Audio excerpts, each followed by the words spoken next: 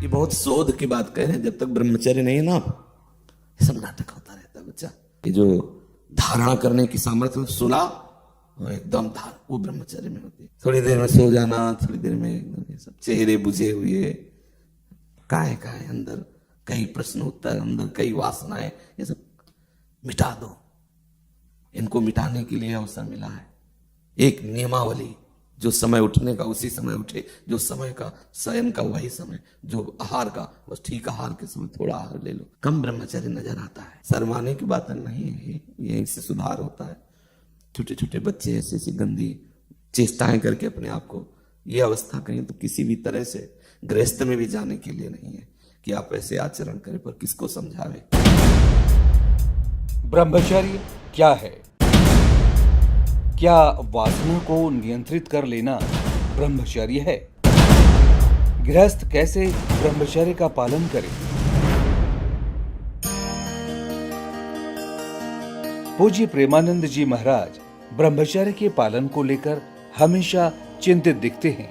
कभी कठोर होकर तो कभी ममता करके ये समझाने की कोशिश करते हैं कि ब्रह्मचर्य का पालन करना अति ही आवश्यक है, और ये सिर्फ सात्विक मार्ग पर चलने वालों के लिए नहीं है, बल्कि हर उस व्यक्ति के लिए है जो आत्म साक्षात्कार करना चाहता है। परेशान वाली बात नहीं शब्द आएगी। स्फुरणा आई, उससे उदासीन हो जाओ। अब उसको आहार दोगे, गलत चिंतन करोगे, गलत दृश्य करोगे, गलत क्रिया, फिर तो वो तो फिर आग ही है, कामाग्नि, वो भस्म कर देगी, वो जलाएगी, आपको भ्रष्ट करेगी।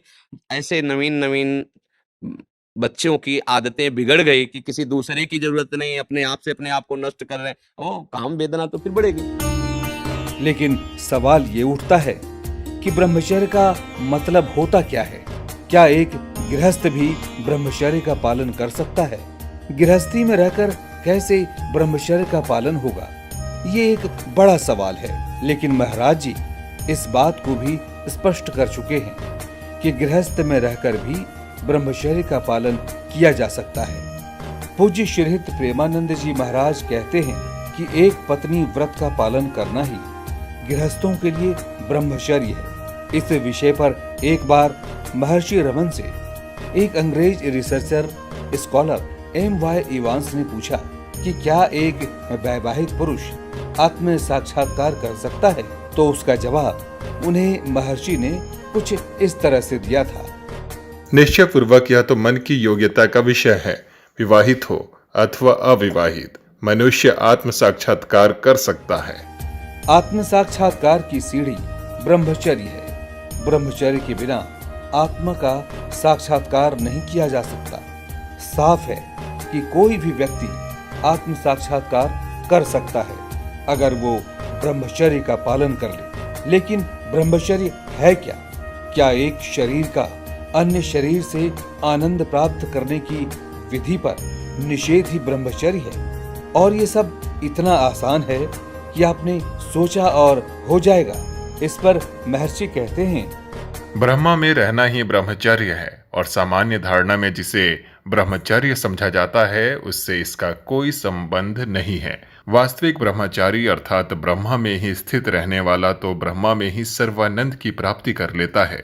फिर आनंद के अन्य स्रोत की खोज क्यों?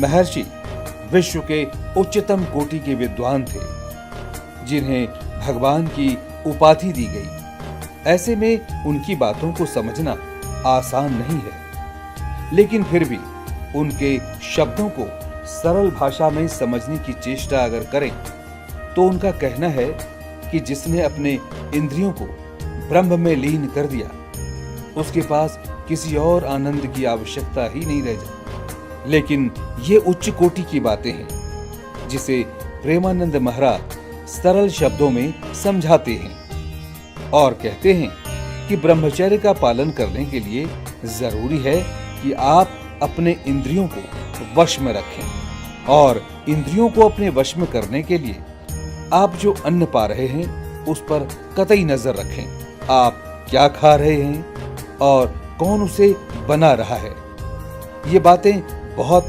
महत्वपूर्ण है।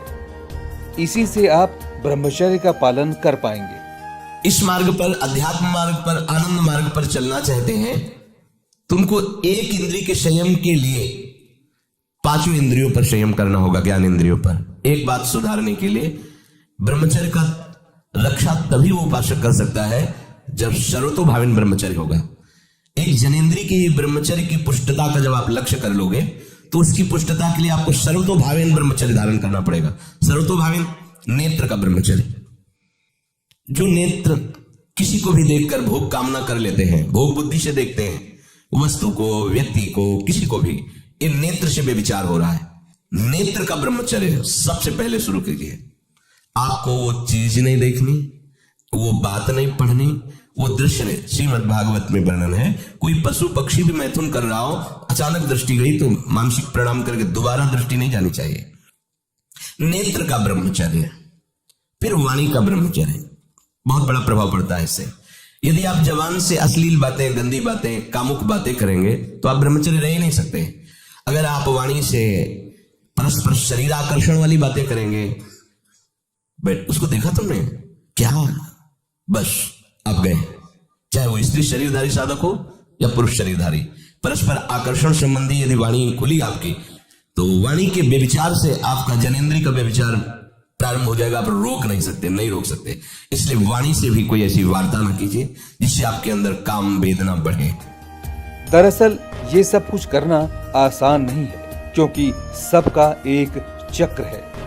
अगर ये छूटा तो वो छूटा, अगर वो छूटा तो फिर ये छूटा वाली बात है। इसलिए गुरुओं की ये वाणी उन्हीं के लिए है जो वास्तव में खुद को बदलना चाहते हैं और अपने आप को जानना चाहते हैं।